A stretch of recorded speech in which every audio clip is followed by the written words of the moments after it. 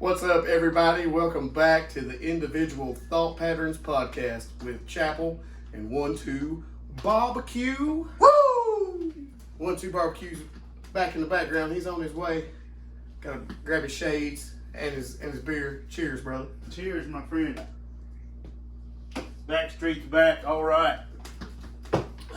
Perfect segue into what we want to talk about now. Good old Danzigs.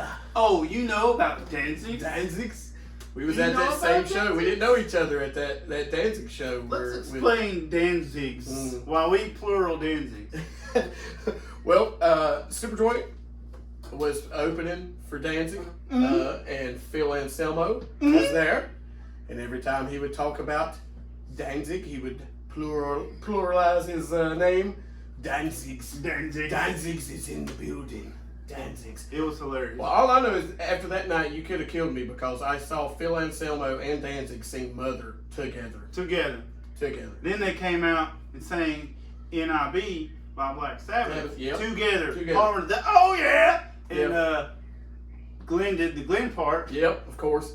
And Phil did the Phil part. The Phil part. On top of each other. So I was like, I'm good. Like, my inner child fanboy was pretty much felt compensated that night. The only thing I could top that is Pantera all came back to life and came and played in my basement right now. Right out. Nothing better would beat that. Oh, but we're here to talk about the Dark Lord himself. Well, let's start it like this. Uh-oh. When was your first Danzigs? That's how we're going. I like first that. Danzigs. First Danzigs. I was very much, when I was 12 or 13, my gateway band into heavy music was Nirvana. Mm-hmm. That was my first, like, drums and guitar tone. That was my first abrasive style of music. Mm-hmm. And so I was very much into Nirvana, and my dad was just like, oh, why are you listening to this, man? Because of the loud guitar and drums. Yeah, and we had this station on the satellite called The Box. Okay. And The Box was a channel where you could call in on the telephone and you typed in the code for whatever video. They would have the codes at the bottom would flash up. Wow. They would be That's cool. different songs, and you'd wait and you'd see like Danzig Mother. Yeah. Or, even at the time Danzig 4 came out, and this was still going on, so I would call in and type in the code for Until You Call Upon the Dark. Yeah, I don't blame you. But Danzig's Mother came on, and his mom came up? Yeah. Glenda Danzig. Mother of Danzigs. Glenda Danzig came out. They wheeled around on stage. I'm going to play some of those mothers because it's about me. Her walker had a big Danzig skull on it. Now you be nice to my boy. Danzig, get out here. Some reason she's wearing like black see-through shirt like Danzig used to wear, at the same time. She dresses the same as Danzig. Yeah. Same amount of wearing the same, the pendant, the Danzig pendant. But no, my dad was arguing with me about something about Nirvana, and then Danzig's the video for Mother from when they did Thrall Demon Sweat Live. That's great. The video from that tour. The energy on the energy on, and my dad was like, I wish you'd listen to something like that. You know what I mean? Like, my dad was very much into hard rock and southern rock and blues, and the early metal.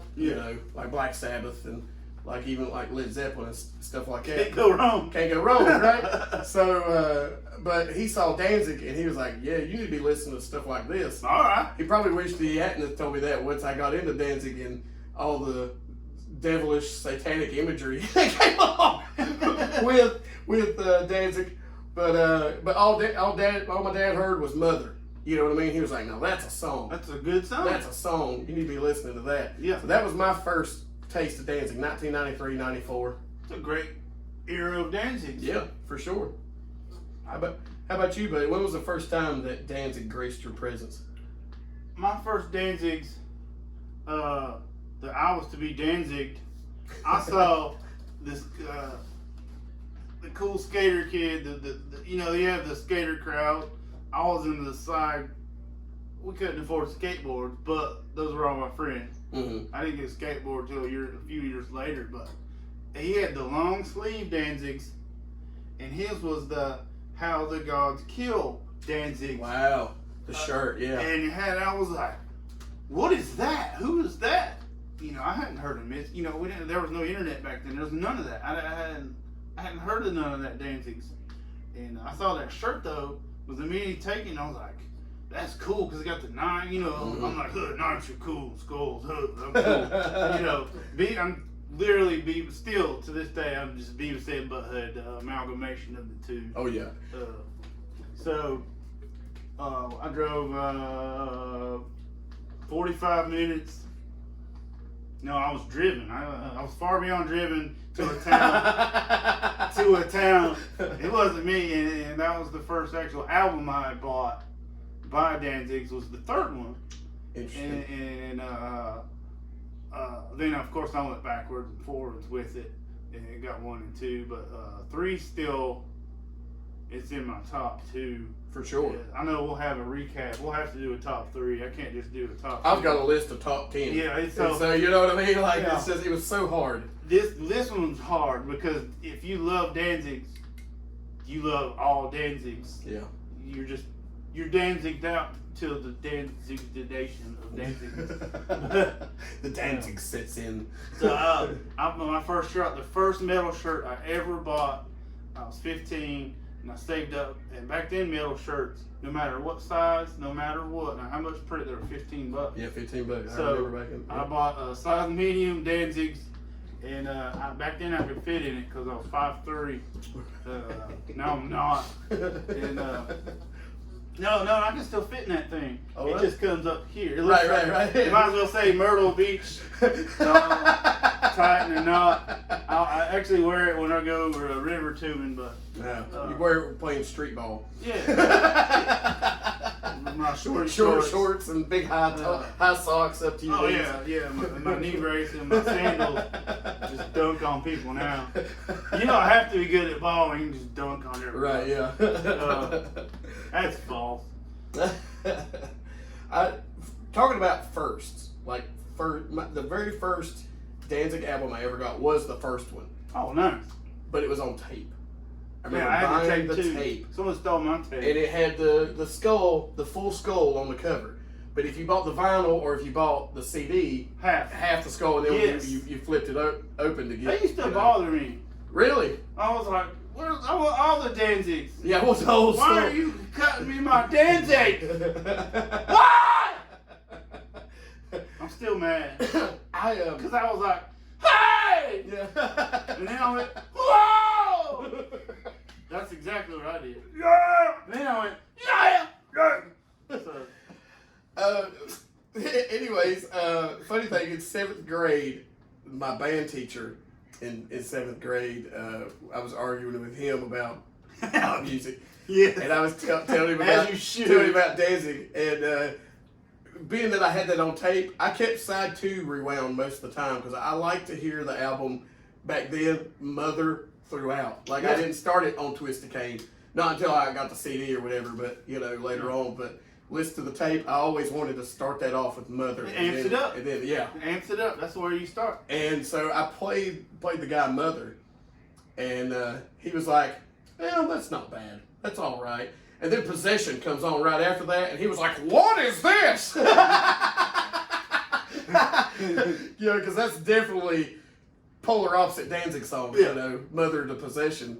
But that's just how it falls in the order of the album. But I remember, I'm glad he didn't get but like the first 20, 30 seconds into Possession, because I was listening to that song last night, gearing up for this podcast, just listening to the Danzig songs, and when Possession hit, it took me back to doing that with my teacher in 7th grade.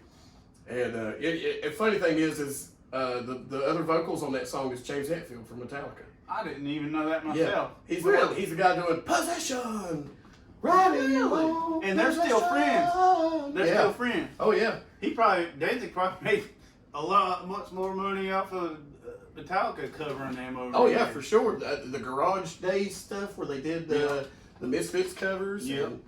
They said when they did the King Diamond song, What's King Diamond song? I think I can't remember which King Diamond song is on that. Well, anyway, they cut him a check, and the first thing King Diamond did with that check from Metallica, from that, he went and bought a brand new Corvette. Really? Yeah. Wow. Yeah. He was That's like, crazy. I want a Corvette. I want a Corvette now. They paid him that much though back then. King is a racing fan too, so you know he likes cars. Yeah. And I think shit. he just turned 67. Yeah, just recently. His birthday just rolled through. He doesn't look a day above 66. Right? Yeah. Metal's good to him. Say cheers to King Diamond. Cheers to King Diamond. I think everybody loves King Diamond. I'm sure even Danzig loves King Diamond. Danzig probably does. They probably call each other and fuss about Geritol or whatever. These kids these days, I was like, whoa! They meet up at the same place where they get their testosterone therapy. They go to Bojangles in the morning to get coffee and gripe about these kids these days, and Danzig's like, whoa!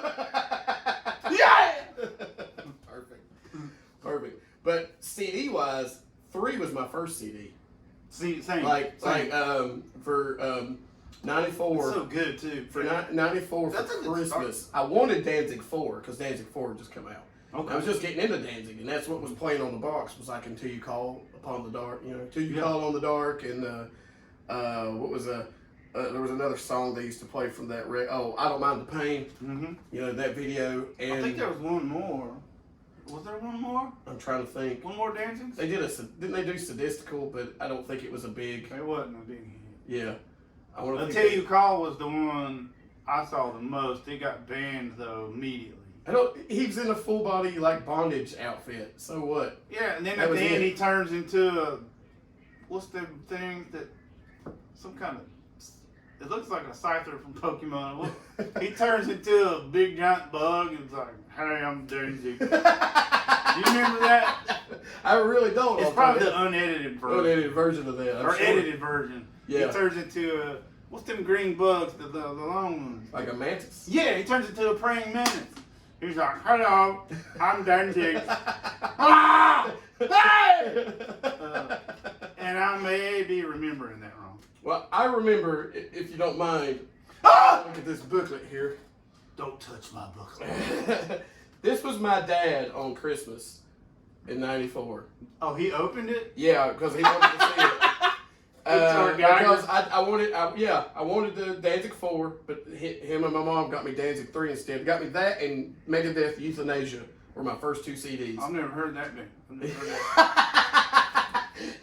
And so my dad is like, let me look at that. And then he gets out the booklet, which I'm trying to be.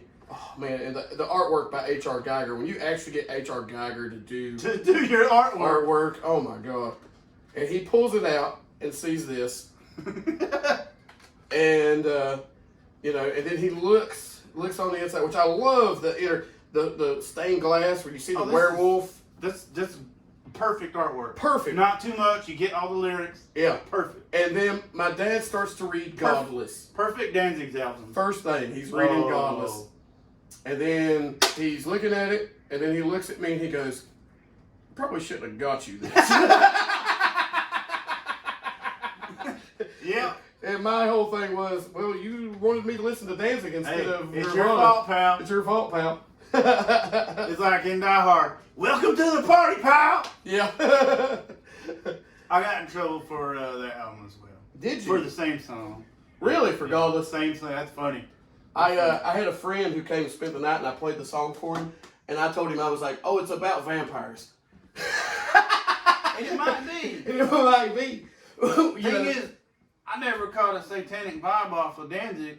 He's just his own god. Right. That's only, maybe. I don't know. What do you think? Am I right? I think he uses imagery more, and he knows how to use certain words, but I think he's always let you use your own imagination. That's why I like interpret yourself what's going on, but he kept the lyrically, darkness. And he's brilliant. He's brilliant. I mean, he tells a different story. You can tell in the later years, like Circle of Snakes or Danzig 7 or Satan's Child, he got to that where he was like, I'm just going to repeat the name of the song for the chorus 1,000 times. He did do that for a minute, but he didn't always do that. And he knows how to write a song. I mean, Godless is a pretty That's a great song. I mean, it jams and then it slows down, cools off. Dynamics, yeah. Yeah, and then you know it has the whole area at the end where it's like they're having it sounds like they're having some kind of mass. Yeah, there's or something. Stuff You know what I going mean? on. Yeah, That's an intense record. for sure. And then a 13-year-old skateboarder who was terrible at skating, and I was like, this is awesome. Right. As a guitar player, it's a good guitar record. Yes. I mean, good Lord, John Christ is doing some great stuff. Which, if you go from the first record to Danzig 2, which we'll talk about Danzig 2 in a minute, but the progression of those first 3 albums, oh man, I mean, it's insane. I mean, when you go from 1 to 2, and 2, you could tell they're pushing themselves on 2, but 3 was just like, we're just going to go balls to the wall. Masterwork. Yeah. Masterwork. By 4, they had crafted their own mythos. They were so good at what they were doing that, like. Yeah, 4 is legendary for me. For me too. Yeah, it's in my top 3 albums. So we'll have to have a top 3 album, and I think we'll agree. I would have to throw the first 3 Danzig. I mean, 4 is probably an icon for me, but I love them all for different reasons, and the first 4 are just the original band. You know, it's got to be John Christ, Eerie Vaughan, and Chuck Biscuits. I mean, there's something about that band. They had such good chemistry. Yeah, the chemistry. Yeah, they got 3 and 4 in my top 3, Mm-hmm. and I'll explain the next one later. But 4, John got to play around with riff structures a little more, and they experimented. So you'd have 2 like really heavy riff songs, tons of riffs. Then you'd have experimental Danzig song where he just wanted you to hit a 4 on the 4. I play drums. That's just a stomp beat. And while he did distortion vocals, so you had all these dynamics on 4. So that's why 4 is my second favorite Danzig album, and Danzig 3 is my first favorite. First favorite, yeah. Because that's you've got the masters of their own craft. No one sounded like Danzig. Nobody sounded like Danzig. It was definitely like I said in the first 3. It's the most epic of the albums. Epic, yeah, 3, yeah. Very epic. God, just the imagery, everything, the brilliance of the lyrics, presentation. I honestly, I wish, and I know that the guys quit because Danzig wanted to sign them no drug, no weed, nothing. No alcohol. Yeah. And they were like, what? Like, where'd that come from? Just because you don't do it. But look at all they had created after that. And then Danzig 5. Jerry Cantrell couldn't save that record. I dug the Rob Zombie-ism of it. We used to call it, me and another friend of mine, his name Russell Crowley. He's a stand-up comedian now and a DJ, and we used to talk Danzigs back in the day, you know. Yeah. And back in the Danzigs. Back in the Danzig's days. This was about 2000. Me and him were talking because we just met him, and he said the same. You know, we used to call it 9-inch Glenn. It's like 9 Inch Nails, you know. We call it 9-inch Glenn. I called it, and I don't know if they can hear me. I called it a garbage album without Shirley Manson. I still like Danzig 5, but it's not, to me. It's probably not one of my least favorite Danzig records. I gave it away. You gave it away? I gave it away to a tweaker in college. He was like, "Huh, cool Danzigs, bro. Cool Danzigs." I was like, "Well, you can fucking have it, pal." It broke my heart, like the brilliance of 3 and 4. Yeah. I wanted Danzig's 5 to be the most. The next step up. I was like, "Oh yeah, baby, here we go, Danzig's 5." I drove an hour to get it. I put it in the CD player, and it was like. First of all, I'm not at a rave. Right. I'm in a 88 Toyota Cressida with no air conditioning. Yeah. I'm like, what the hell's is this going the on? wrong CD? Did somebody give me a Lords of Acid CD? Yeah. At least they had a good album. I don't know. I do like the "Come to Silver" song with Jerry Cantrell, which I prefer the. That's the only good song. I prefer the Lost Tracks version. Oh, way better. Way better. Yeah. But to me, now the last song on Danzig 5 is my favorite. It's called "Ashes," where it's just the keyboard and him with nothing on, no effect on his vocal, and there you're getting that raw Danzig vocal again. You know, yeah, and I love that's that. the only track where it was normal. Boom, boom, yeah, boom, just hitting the low end of the keyboard. I remember 4 that. notes. That was before I just gave the CD away to a tweaker crackhead. Yeah. I was like, "There's only 2 good songs on there, and it's the ones you mentioned." Yeah, "Ashes" is probably my favorite song on the record. That was like the only one that got the atmosphere. There was no atmosphere on the other one. The atmosphere was just like I think he was just going for. I want that. 9 Inch Nails, Lords of Acid, club sex vibe. Yeah, I think is what he was going for. That's exactly what it was going for. You know, he got that. He lost half his fan base too. Oh, hardcore! Good job, pal. I was heartbroken when the original band broke up. Oh, dude, when I found that out, it killed me. I was very depressed. I'm still 14, 15-year-old kid. You know.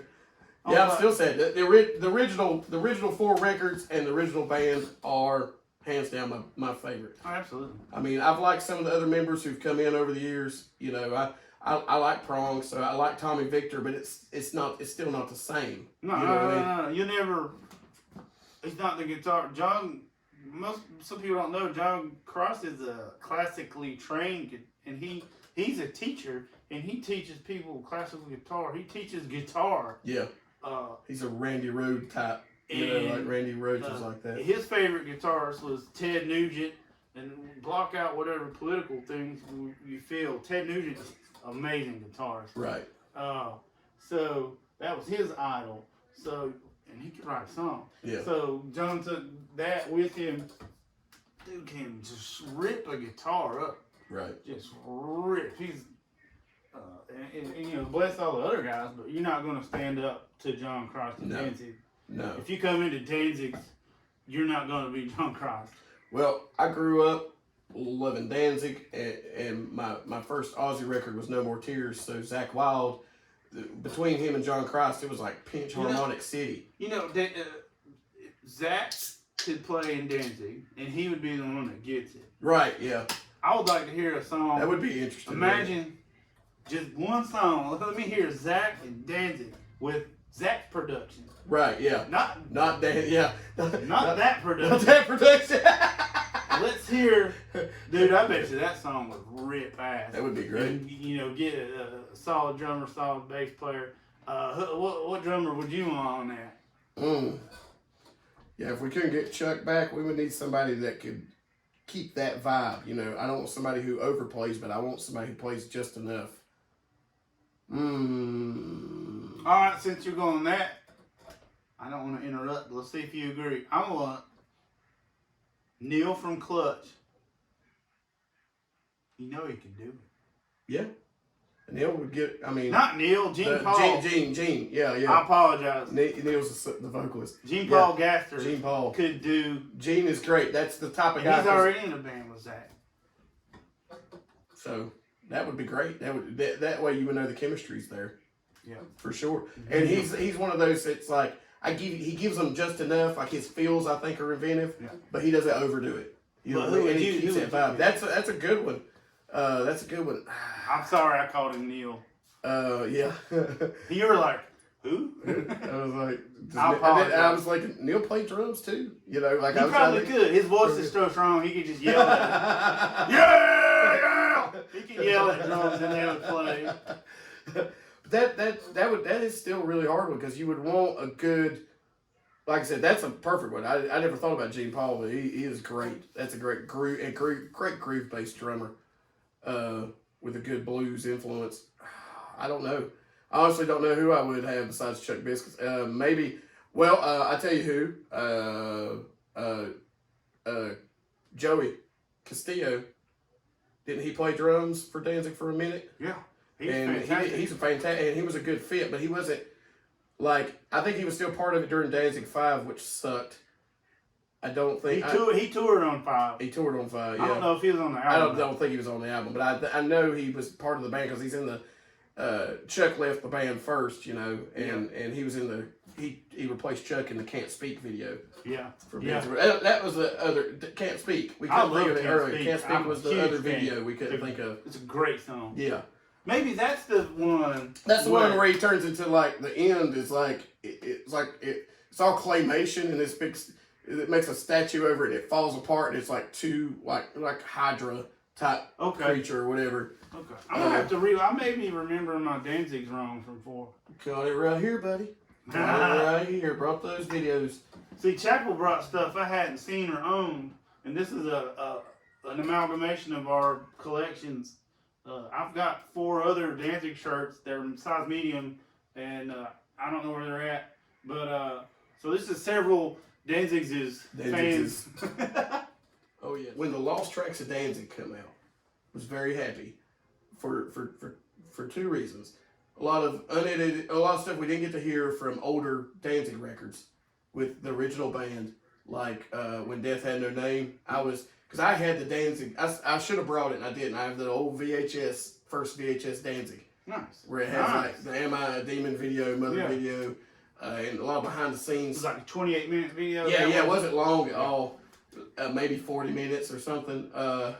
But anyways, I remember they're backstage and they're getting ready to play an encore. And you hear them, Danzig's like, what do you want to do? What you want to do? Let's do When Death Had No Name. And I was like, where is this song? It was a B-side on a single or something somewhere. And I never got to hear it. And then when I got Lost Tracks, I heard it was going to be on Lost Tracks. And when I got it, there's 2 versions of the song. Mm-hmm. And I was like, I love both versions. I love that song so much. When Death Had No Name. That's a great Lost Track of Danzig in my top 4. Really? Nice. I love it. Dude, it's so good. Yeah. It's so good. It's like, and each of the Lost Tracks has the energy from my favorite albums. Yeah. And it might be 1 song or 2. You don't get many. I'm like, why was this left off? Right. This is just as good as the other ones. Yeah, I couldn't understand why When Death Had No Name didn't make an album. Yeah. And they did 2 versions of it in 2 different eras of the original 4, and it could have been on any album. It was and I don't know. I don't know why they kept it a B-side. It's such a fan hit, though. So that's why it's one of my favorite albums. It's Lost Tracks because you get all that good stuff. If you don't have it, get it because it erases Danzig 5. It erases. It's so good. It's that good that it erases some of the bad taste from some of those bad Danzigs. For sure. And I tell you what brought me back to Danzig because 5 broke my heart. Yeah. I skipped 6. Even though it's up here. Yeah. I own it. I heard Elusive Fury on and I didn't know that was playing. It was on a satellite radio, and I had just had bad diarrhea, and I just got out of the shower. Because you want to shower. Or a shower after bad diarrhea. Violent diarrhea. Yeah. And I hear dun dun dun dun dun. I hear nice drums. I'm like, that's a cool riff. I like that solid, thick drum sound. And then, I was like, that's Danzig's. Yep. And I rushed out completely naked, a little bit of doo-doo, and doo-doo everywhere. Not really, but I heard Danzig's, and in my towel, I was like, that's Danzig's. And it was good again. Like, I don't know if Joey Castillo being on it made him amp up the production. And Todd Youth was on it. Todd Youth played guitar, yeah. And that whole album's good. That whole album rips. So I completely was like, Danzig, my dude again. And that got me back into Danzig, where Danzig 5 just ripped my whole soul out. Right. Yeah. I get that. What was your re-Danzigs? I liked 6, but it was still like coming off of 5. It still had a lot of that industrial sound attached to some of the song. And him, I just like, stop putting effects on your. I want to hear you sing. Stop using effects on your vocals. Yeah, he really doesn't need. He doesn't need that. I mean, if he's trying to get over a certain part or something, I get it. Oh yeah, but the whole song, no, he doesn't need it. He did that on a lot of this, but it was heavy. It was heavy again. Yeah. Seven brought that feeling back a little bit. Yeah, a live band feeling. Live band feeling back again. And I mean, Kiss the Skull. Come on, man, Kiss the Skull. That's so good. I mean, that's a Danzig song. That's you know what I mean? Danzig song. That's a Danzig That song. whole album is a Danzig album. Right. It's like, you know, Circle of Snakes as well. You know, there's a song on Circle of Snakes called there's a couple heaters. You're gonna get some Black heaters. Angel, White Angel. That's a great song. And I told my wife recently this story. First time I saw Danzig was in Atlanta, like 10, 12 years ago. Nice. It was Blackest of the Black tour with Demi Borgir. Oh my god. Yeah. I'm trying to think. What lineup was Demu? Please tell me. It was ICS Vortex and Moostis were there. Oh gosh. And it was supposed to be Hellhammer on drums, but it wasn't. It was probably Tony Laureano. Yeah. And but he played Black Angel, White Angel live. No, I've never seen that. And live. I've seen him do it live That's twice. Good. But the first time was in Atlanta, and singing it live, he was hitting the notes like Danzig would in the 90s. Wow. And you could tell he liked playing that song. And I thought, I was like, I never, like, I told her, I was like, I'd heard the song, but it wasn't one of my tracks, you know. I like Thousand Devils Rain and shit like that, you know. And he's so much better live than on some of the last albums. But he was singing the Black Angel, White Angel live, and he was just hitting these notes, and I was like, damn, he likes playing this song. And so that's one of my standouts from Circle Snakes now is that, and just because I had that experience live. It's a great song. Yeah, and I mean, I still like those records, but yeah, when you get to Death Red Sabbath, I love those songs and hate that mix. The mix is terrible. Mix is terrible, but no the songs are there. Oh, the songs are perfect. It's like that whole perfect album Danzig songs. There's like one of the best collection of like newer Danzig songs I had heard in forever. Long time. I skipped Juju Bone though. Really? I love Juju Bone just because it's funny to me. And the video, I love the video. Full of naked demon girls everywhere, you know. The video is perfect. My Juju Bone. I didn't need to hear that. Gonna give her my Juju Bone, make you right. Mark Alexander, if you're watching this, yeah! I like that Danzig never used skinny crackhead strippers. He always had the thick, healthy strippers. Yeah, so, full figure for sure. Bless old Danzig's. Even in the teased hair girls in fucking She Rides video. Always thick girls. Yeah. Beavis and Butthead too. Mm-hmm. I saw whatever girl was, and they're like, yeah, she's spitting on him. I was like, Danzig's is cool, man. You know, right? You got the hot girls and the Danzigs, then you got the John Christs and Chuck eating his biscuits. Erie just doing whatever Erie's do. Playing bass and doing photography. Is all he did back then. You know, he's good at it. He's good at it.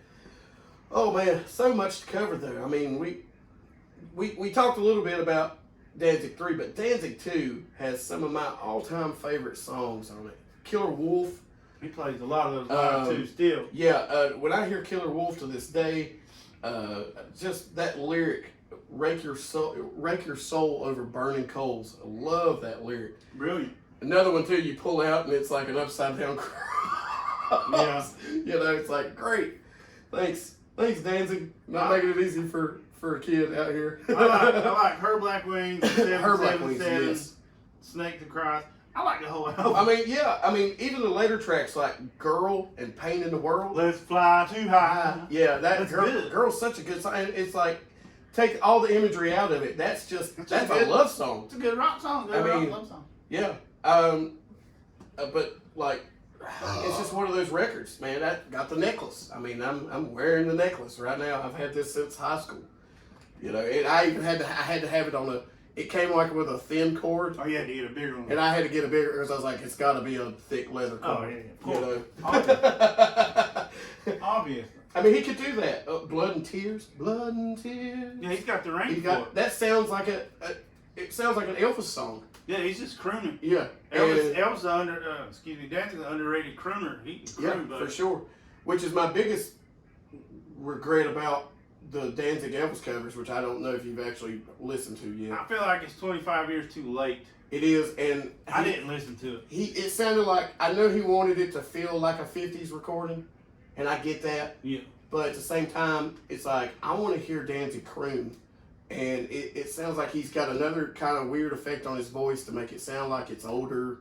Mm-hmm. And he's not hitting stuff like I want him to hit. See, like, I don't think he's using the right microphones and the right, now, he's done a bunch of stuff at Morrisound, which the old records are recorded on, but whoever mixed them,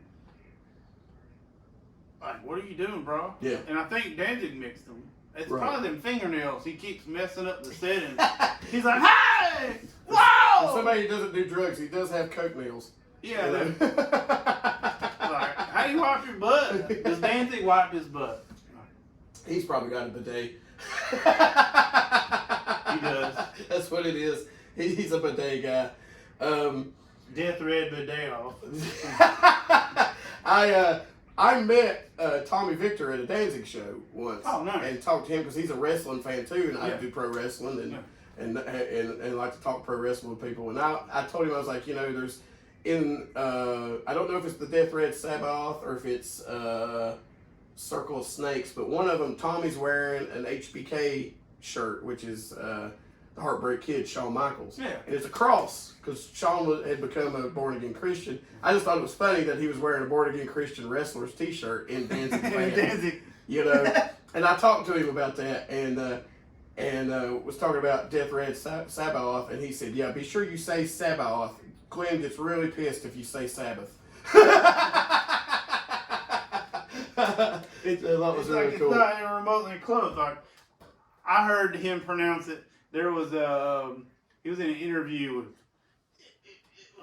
it was MSNBC LA, and they've got Danzig. He was like, so your new record, Death Red off. And he was like, yeah, that's it. Yeah. He himself said it's Sabaoth. Yeah. And but some reporter's not gonna know. Right, yeah. He's a 23-year-old reporter, so yeah. Your new album, Death Red, Danzig was like, yeah, that's it. He didn't even correct him. I just thought that was funny, because he was just like, yeah, be sure you pronounce it correctly. He was like, we know to pronounce it correctly in front of Glenn. Oh yeah. It doesn't look like Sabbath. It's right. I think people look at it and think it's like a play on the word Sabbath, but I think it's its own word. It's a historical from a different culture, right? And he just used it. And no one can pronounce it. It's so much stuff over the years, and I own a few, and I should have brought them too. I have a few of his comic books. I got a Jaguar God, and I've got Satanica #1. Nice. I got the first Satanica. Oh, nice. And, nice. And Bisley, however you say his name. I think it's Bisley, but I could be wrong. I'm not really exactly sure because I've never heard his name pronounced. Honestly, I always just went Biz. And he always signs it Biz. Yeah. But I have that this booklet here, the lyrics that have different pictures for different Danzig songs. It has Danzig songs, Sam Hain songs, and Misfit songs. And Biz has done artwork for each thing of lyrics, and it's got the lyrics in there. And that's awesome. I got that in Richmond, Virginia. I saw Danzig. It was Danzig and Devil Driver. That would have been a good show. In Richmond, Virginia. I like Devil Driver. Well, it was Lady Chapel's first experience with Devil Driver. Cool, man. And she had seen Danzig. We'd seen Danzig at the Fillmore before, but he wasn't coming to the Fillmore, and I was like, I really want to go to this show. Yeah. So we drove up to Richmond, and not only was it an epic show, but the very last, for the encore, they did Tired of Being Alive from Danzig 2. Woo! And Randy Blythe from Lamb of God came out because it was in Richmond, and Randy sang. He didn't do any harsh vocals at all. He can hit in the low notes. Yeah. He did the lows. Because they're hitting the harmonies. Because he's keeping the same harmonies that he does in the record. That's cool, great, man. Because it's like, that's cool. Don't care if you die, and then he'd come in. Ain't got no reason to cry. Yeah. They were just Harmon, I was like, wow, this is amazing. You That's know, awesome. it was a great show. I never thought I'd ever see anything like that, you know, because when I saw Randy come on stage, I was like, shit, what song are they going to do? Yeah, what are they going to do? Yeah, and then he hit right into Tired of Being Alive, man. I don't like much new music because I'm an old piece of crap, but I like Devil Driver, man. Yeah, Devil Driver's killer, man. They get that good energy. So we were at the same show, and so I didn't know you then, Yeah. but it was, we talked about Phil and Superjoy and this band that I think it's called Veil of Mayonnaise. Veil of Mayonnaise? Veil of Maya. Yeah. Oh, Veil of Maya. Yeah, terrible. Oh, they didn't fit, and I don't know That why. doesn't they match were there. at all. No, I don't even know why they brought them on that tour. They had their crowd, though. Yeah. They had all 12 of their fans were there. Up front. None of them had beards. Right. On their neck, but Old beard. it was like, okay, you got 7 8-string guitars. Like, that's cool. That's what's up. And then they just hit. Yep. I'm angry. I'm like, And then would have those whiny vocals. That's the worst I hate. If you're in a heavy band and you hit them chorus with them nasally whiny vocals, I'm done. you might as well just poop in a thermos and drink it all day. If that's what your band is. Perfect. Go ahead and pander to the whiny people. But, nah, brah. Nah. So, Veil of Mayonnaise. Veil of Mayonnaise. You know, I know you said you've never seen these either. You've seen them online, but my good old pal Falcon bought me those for Christmas. The Henry and That's Glenn. so cool he found them.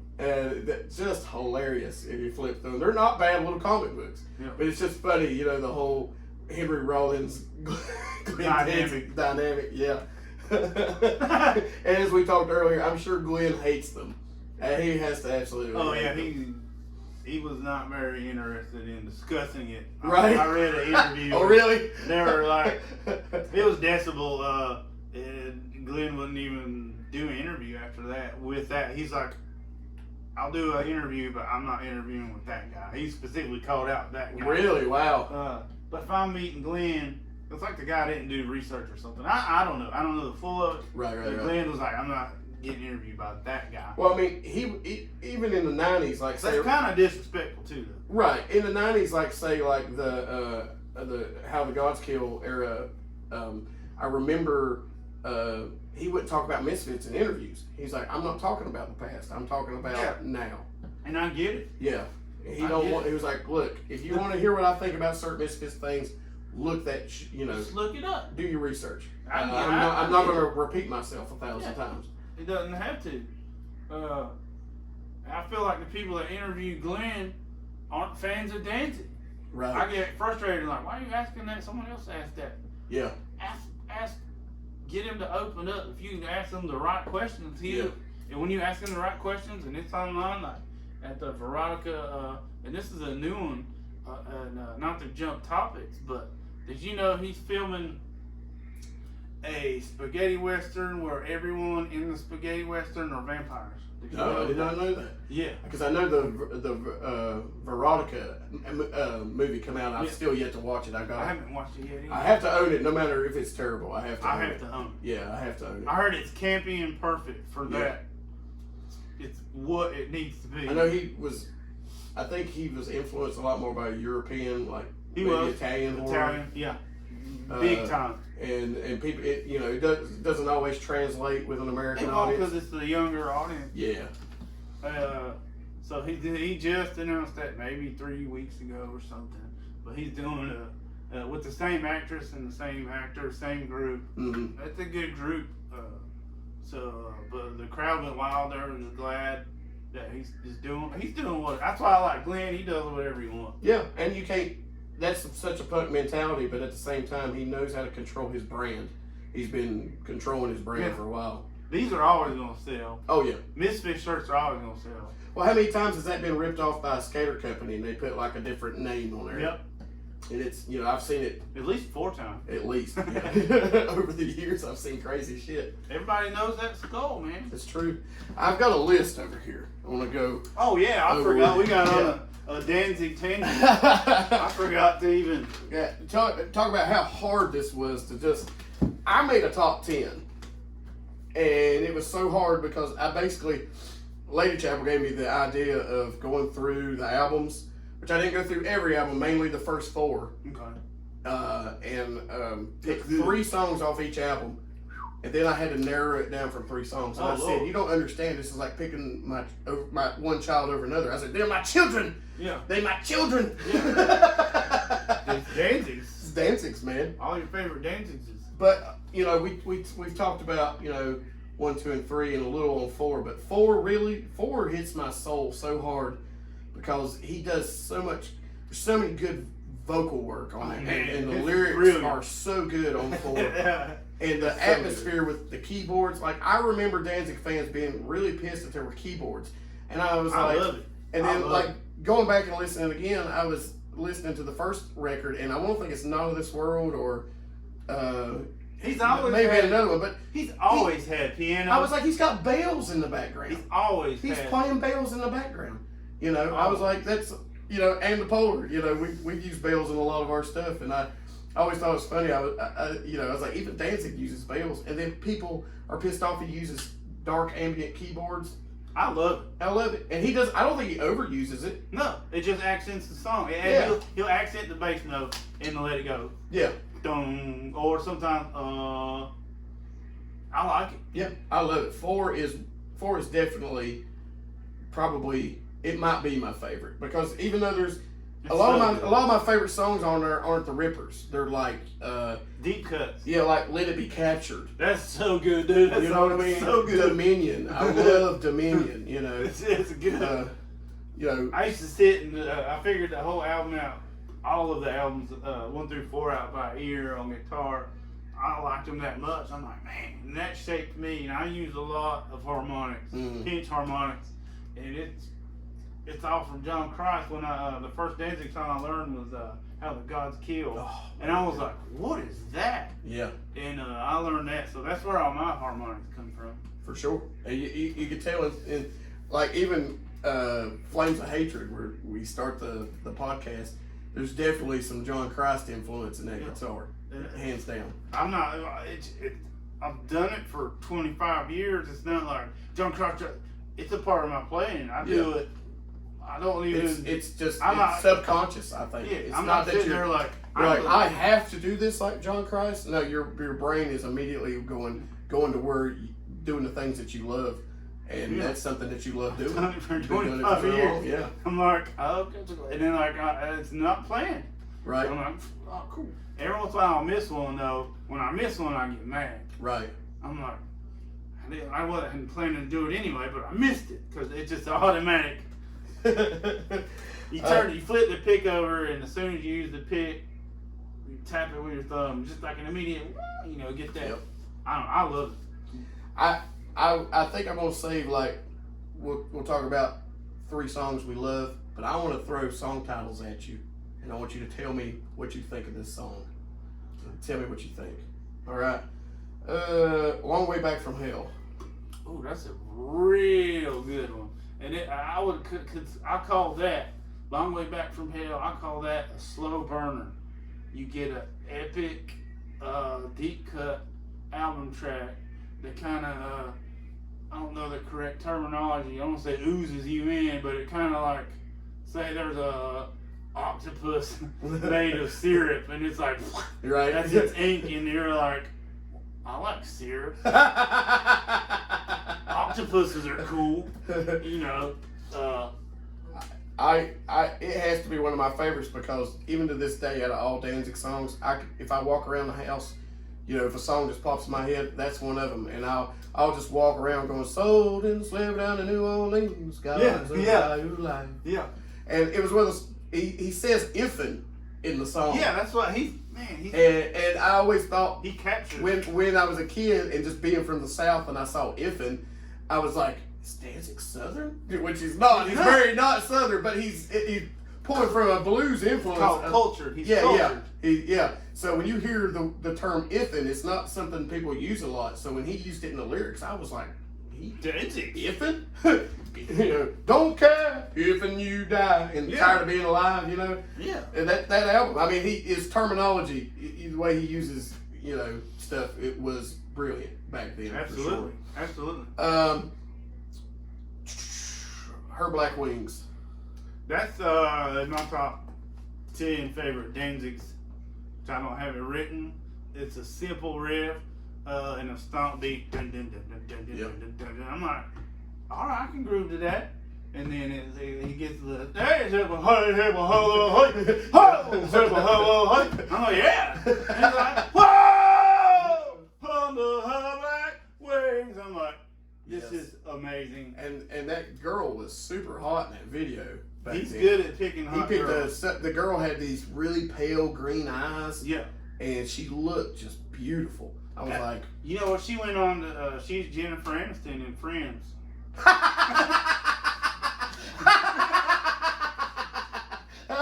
Oh, if I can get him to scream like that's good.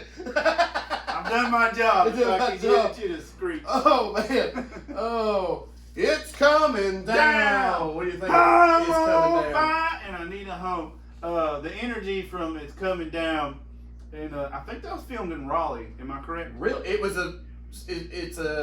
they filmed it in the S&M Club, and it may have been in Raleigh, if I'm not mistaken. I do know that they filmed the video. Toured in Raleigh during that, so I can't confirm or deny. Right. But man, the energy from that song, it's down, down, down, and then Chuck's like, and you're like, okay, down, down, down, and I was like, this rocks. Yeah. This is fast rock and roll. What an in-your-face opening song to that. Yeah. That EP / live album. That's how it sounds live. Yeah. I know he's got slower songs and this and that. Even his slower songs live are energetic too. You're like I'm in a mosh pit to anything you want. Yeah. Anything this world has to offer, I can give you. Yeah. And anything is also on my list. That's a sleeper song for me. Like, I've never heard him play it live. My second favorite Danzig song. And it is. I can remember I had a crush on this girl in like 7th grade, and I would just listen to that song and think about that girl in 7th grade, And it's like, man, when you have delusions of grandeur, as a 13, 14-year-old kid, So, but anything, there was another one that showed that he could write a song. He literally can write anything. Yeah. I mean, really? Anything, bodies, please don't cry. Body, That bass, Eerie Vaughn's bass just started off I love that fucking song. He's lumped in with metal, but I call it dark and roll. He's more just dark rock and roll. Yeah, I mean it's the so energy. The energy is what's metal about. Yeah, there's not the only thing like I would say like Satan's Child and Luciferi were metal records. Like if I was to pull out, I consider that a heavy metal record. Yeah. They have like heavy and they're they do chugging and hell even Circle of Snakes, but those first 4 it's more like rock based, blues based, it's dark rock and roll. Dark I call it dark and roll with 50s 60s style crooning vocals. It's its own thing. Yeah, he's his own thing for sure. I'm gonna hit you with another good one. Going Down to Die. Oh, that's a fantastic, and I could call that very blues based. Thematically, it's a slow burner. It's I don't call it depressive rock, but in Danzig's world, even if he's going down to die, he's going down strong. That's what you get from first 4 Danzigs is their strength. Like, everyone makes fun of, Danzig got knocked out. Well, yeah, guess what? That guy was 6'7" and 350 pounds. Right. That guy could knock probably anybody out. Right. And you know what a lot of people didn't know is that shitty Northside Kings band. Terrible. They were doing that to a lot of people. They were doing that to a bunch of people. They were doing it to get noticed. Yeah, they got noticed. And they just pissed Danzig off enough that Danzig, which being, I guess Danzig didn't think that they would even touch him. You know what I mean? Oh, of course not. And because he's a trained martial artist in Jeet Kune Do. And what martial artist pushes somebody? And he pushed the guy. They when made he pushed him that guy, made him mad. He pushed the guy and leaves himself open. Yep. And so the guy, whenever he got pushed, he just overhand righted him. Yeah. Boom. That would knock anybody out. But Danzig in a million years never thought that guy was going to hit him. Oh, yeah. Not one did he think. He was like, I'm Danzig. He knows I'm going to sue the fuck out of him. Yeah. You know? Yeah. And and then the guy hit him. And people, but the thing is we're still talking about Danzig. Who the fuck is talking about Northside Kings? Nobody. No one. The guys in the band. Yeah. Even that big guy, he had an interview, and it was sad. That ruined his life, because he still, to this day, gets death threats from Danzig fans. Really? Still. He saves all the emails. And he goes on to say, like, you know, I'm a big guy, but when Danzig shoved me, he moved me. He was like, I'm 6'7", 350. And he might have been approaching 400. And Danzig 5'3", and still moved that guy. Yeah. So... But yeah, because I was like, there's no way he thinks he's going to fight, because there's no way he would have just pushed him and left himself open like that, being a trained. Oh, yeah. He should have never Danzig just got upset, and he should have never told his temper is legendary. Yeah, his temper is legendary. I've heard stories of him pulling kids backstage for taking pictures during the show and beating the shit out of them. He'll knock your camera out your hand, yeah. He don't give a fuck. He stays calm until you just push him over. Now, there's a video of, he's like, please don't take my photo. They were just backstage. Danzig's just hanging out backstage like this. Yeah. He's like, please don't take my photo. And he took like, he's like, come on, man, don't take my photo. Right. Like, okay. Yeah. So he was like, yeah. He asked him politely. Right. If you can get Danzig to be polite, and he is a polite person. Right. But you push a polite person too far, that's what, then you get Danzig on. For sure. And Danzig on. And that guy got beat up, but there were no repercussions, because that guy technically started. Yep. Oh man. I'll give you one more. I'm gonna give you an old one. Soul on Fire. Soul on Fire. Let's see. How do you describe Soul on Fire? It's got the nice. I like the old stuff. It's like they had a different reverb on the first. Do you know what I'm talking about? Mm-hmm. Yeah, compared to the rest, that first album had a different sound to the. It's like you know, angels fall to earth. It's like each. World is down. I can't describe it. Each album's its own world too. I want to say that each album's its own world. Definitely on 1 through 4. Yeah, it's its own planet. Mm-hmm. But the sounds and textures they got, and they're just going raw up against big loud stacks. You know. Yeah. You got everyone's heavy handed. All them guys. So if you can get someone to do just nuance, they if you got a loud band doing nuance, that's amazing. Right. Well, let's get in. Give me at least 3 of your favorite Danzig songs of all time. All right, so top 3 right now. My top 3, number 3 is Elusive Fury. The title track. Yeah, man, that rips, brother. That sucker rips. Cause I was like, what is that? I'm only halfway home. And that's the one that got me back into Danzig. Right. Where, because 5 broke my heart. I didn't even listen to 6, even though I did now. Right, but at the time, I get you. So, my second favorite is Anything. It's a great song. Anything you want, anything this world has to offer. Hey! I just added that part. I could give you. Yeah. But I was like, that's my dude. And then How the Gods Kill is my number 1. Oh, it's such a great song. Because it's down. That's the build up, that just that. Oh.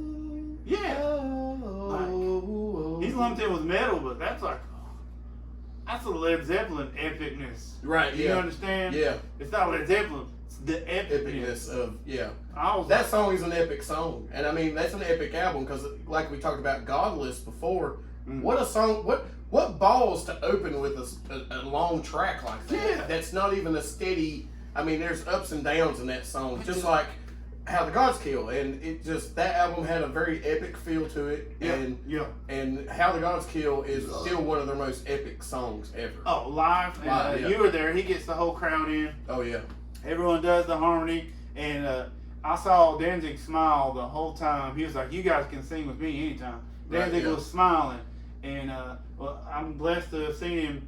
Darkly blessed to have seen him twice where Danzig was having fun. And I think the only time Danzig has fun going from it is when he's playing live. And because he gets the crowd energy. And you see Danzig smile. I've not seen him smile in interviews. I've not seen him smile in photos. But when he's playing How the Gods Kill live and singing along, he's smiling. He's smiling. Because everyone in the crowd gets it. Yeah. And that's his avenue. And I know some of the latter albums, they're mixed bad, but live those songs sound awesome. Yeah. Like the big hit off of this On a Wicked Night. I know it sounds like garbage, but live, such a good one, dude. Live. I heard him dedicate it to Peter Steele when Peter Steele died. Oh man. You know, I didn't see it. I saw it on when the album come out. He had just played it recently live, and Peter Steele had passed away. And that was the first time I heard On a Wicked Night on like YouTube. Somebody had recorded it. Okay. And like he dedicated it to Peter Steele, which I thought was real. The night we saw him, his band was Typo Negative. Pretty much, yeah. I mean, John Kelly was on drums. Yep.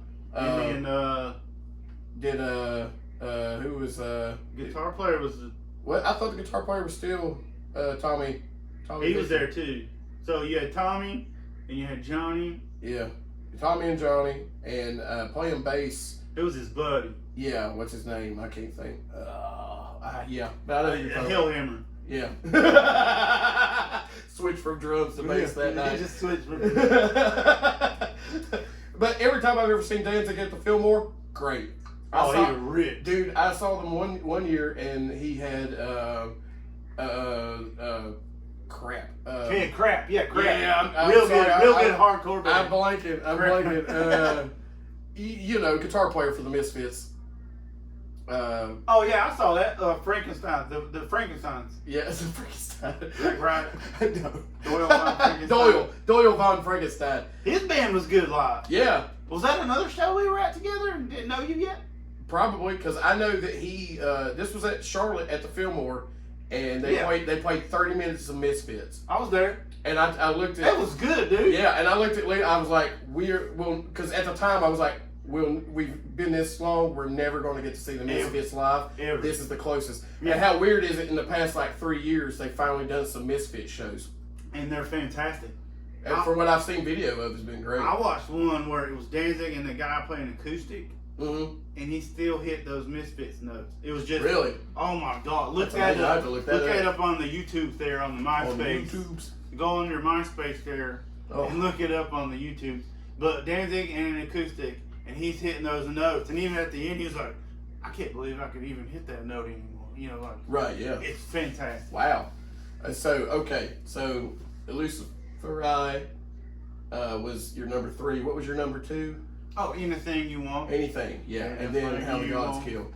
Oh man, brother, if I was to give my 3, honestly, they're mainly from 4, except for that's what we do around here. I know. My 3 would be Going Down to Die. That's fantastic. I love that song so much. Fantastic. Vocals are amazing. And the lyrics, I mean, not just, of course the vocals are amazing, it's Danzig. But the lyrics of that song, you can't go wrong. That's why it's so hard to hit. I love hitting my elbow. And it's not, it's another one. It's not a heater. You know what I mean? It's showing his range as a vocalist and a lyricist. Songwriter, yeah. Yeah, and fantastic pick. Number 2 is Am I Demon? Because to me that's the typical. That's rock. That's the typical rock. Yeah. Danzig song. You know, just have that riff. Yeah. That's fast. That's fast rock and roll. That's fast rock. That's why he got lumped in the middle. Yeah. Because the energy. Yeah. And they're still, like I said, they're not really a metal band. They didn't write riffs like a metal band. No. You know. But yeah, Am I a Demon? Am I a Demon? I need to know. Yeah. That's why I like. If say, okay, 5 years ago, Slayer had a show and they had Danzig, and it was just Danzig and Slayer, everyone that would go to that would be happy. Even though Danzig's dark and roll, it's energetic rock and roll. Right. And that would be the best show. I would go. What do you think about that? Who would be the opening band for that? Slayer and Danzig. Opening band for Slayer and Danzig? Holy shit. I would hate to be the opening band because they get booed off the stage. Destroyed. They would get destroyed. No matter, I mean, you would have to. It would have to be Superjoint. That's exactly. That would be great. Yeah, Superjoint would be. Yeah, if I could get the original, like Superjoint Ritual from the first two albums with Hank Williams the third on bass, and even the old band drummer. You know, because that's really why they're just called Super. Which they put that record out, the Superjoint record, and they've not put another one out since. And I didn't like that Superjoint record. I thought it sounded too much like his solo shit. Yeah, you're right. You know what I mean? I agree. And I didn't like that. I wanted another. Superjoint was supposed to be dirty, like influenced like old school Black Flag and just kind of grind mixed old with hardcore all over with that feel scream. And they tried that third record was just garbage. I just didn't like. I gave it 2 listens. A couple tracks. Yeah, like 1 or 2 tracks. That's it. I get that. But the first 2 Superjoint records, I love. Oh, they jammed. They're just such. It's so Never abrasive. Say my name. Yeah, that rips. But you would have to have Phil. I mean, that's perfect to have Phil do. I mean, first of all, Phil Anselmo and the Illegals opened for Slayer during the last leg of the retirement tour. They're the only ones that can pull it off. You know what I mean? Because everybody loves Phil. Some people don't, but we'll leave that part out. Right, yeah. I fucking love Phil, man. Yeah, I love Phil too. He's done a lot of dumb shit over the years, and a lot of it usually had alcohol's involved in it. Yeah. But when Phil is clear-headed, like when they made Down 3, he was not drinking. He was still smoking weed like crazy, but he was not drinking. He needs to smoke weed. Yeah. First of all. And he was in. If you look at him during that time period, I have this Decibel magazine where he's wearing a Witchcraft shirt and the band Witchcraft. He's just doing good. And looks good, healthy, eating, doing healthy. And then when he falls off of that, then he gets to doing dumb shit and says stupid shit. But when he's clear-headed, he's intelligent and knows how to talk and knows how to write. Oh yeah. And but somebody like Danzig though, who's a teetotaler, he don't do anything. No, he eats steak and raw eggs and raw chicken. That's all. We saw that in the Mother video where he just chicken's head off. These are. Danzig has a great diet. I mean, imagine being 5'3". They're like, oh, Danzig's got a gut. Well, guess what? Danzig's 5'3". You know how hard that is to be, and he's still got them arms. Yeah, I know you saw it. Oh yeah, his arms were just as big as Phil's. Yeah, and they were singing together. Oh yeah, doing the duet. Danzig's got them. He still got them big arms, man. But Danzig's also, he was born in '55. He's the same age as my dad. Yeah, you know what I mean. 70 soon. Yeah. So 5 more years, he'd be 70, I think. I think he's 65. Yeah. And if I'm not mistaken, my math might be a little bit more than that. Might be a little bit more, 66, something like that. Still got them guns. Still got them guns, yeah. My math is terrible, y'all. But I might be right. You know, there is alcohol in my system. But, then again, after that, Let It Be Captured. Let It Be Captured. In my home. That's a great song, man. And it's just in there. All I want, all I give. Mm-hmm. You know, it's just that's another one of those really good lyrical songs. I was going to surprise you, and that be the cover for Goth Mob. Really, I love that song. I've got another one in mind. It's a little bit heavier. Yeah. But I love that song too. I definitely want to do a Danzig cover for The Violent Fire. I'd like to do 2 covers. I would love to do a Death song, and I would like to do a Danzig song. I think we can do both of those. I haven't chosen yet, but I really think we could definitely pull off a Death song in The Violent Fire, because everybody's a Death fan. in that in the band, and at least the majority of us are Danzig fans that I know of. I just haven't chosen which Danzig song, but I've been thinking about it. Would fit our style in Violent Fire, but yeah, Let It Be Captured is probably it's one of those that it's a go-to because it's not the normal rock sound of a Danzig track. It's very simple. It's very atmospheric, and the lyrics are just poignant and they stick out to me. And it's one of those that I love to sing along to. And it's one of the one of the ways I got my wife hooked on Danzig was like some of those songs. It's a great song for sure. I call it I don't know if it's that dark. It's just a great ballad. It's moody. It's very moody, atmospheric ballad. Those first 4 records had the atmosphere. 7 captured the touch of the aggressive atmosphere. Yeah. But you'll never top the atmosphere on the 4 because there's atmosphere. Oh yeah, for sure. Atmosphere. There's so many songs we could talk about, from Twist of Cain to,